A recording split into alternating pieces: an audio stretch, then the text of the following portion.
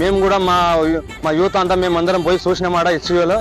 ఆడ ఏం లేదు, చెట్లు నరుకులు లేదు, జింకలు లేవు, అన్ని సోషల్ మీడియాలో చేసి అంతా ఫేక్ న్యూస్లు పెడుతున్నారు.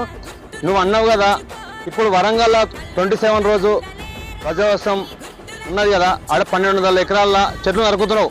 ఇప్పుడు అక్కడ వెళ్దాముండి, అక్కడ వెళ్ళి చూద్దాముండి ఎవరు నరుకుతుండ్రు ఎవరు నరకని.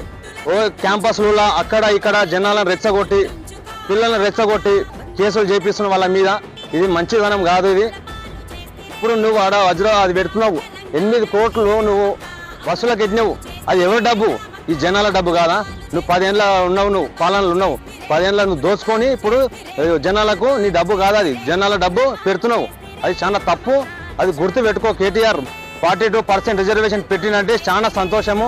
మా ఉన్న పేద ప్రజలకు బీసీలకు న్యాయం జరగాలని, జాబులు రావాలని, ఇంకేమన్నా ఏమిట్లో కూడా 42 రావాలని, రాజకీయంగా కానీ ఏమిలా 42 రావాలని ఈ రాహుల్ గాంధీ గారు చెప్పిన నిర్ణయం వరంగల్లో డిక్లరేషన్లో చెప్పినందుకు 42% తెచ్చాడు.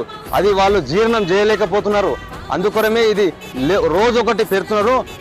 కవితక్క ఇప్పుడు నువ్వు కళ్ళు తెరిచినావు కదా, అది నీవు గుర్తుపెట్టుకోవాలి. ధర్నా చౌక్ వచ్చిన కారణానికి నువ్వు వచ్చినావు కదా, ధర్నా చౌక్ రానిక కూడా అది రేవంత్ రెడ్డి కృషే, తప్పని ఏం లేదు. ఎందుకంటే మీ డాడీ అప్పుడు ధర్నా చౌక్ని ఎత్తేసాడు. ఇప్పుడు ఏ ముఖం పెట్టుకొని నువ్వు ధర్నా చౌక్ కాడికి వచ్చినావు?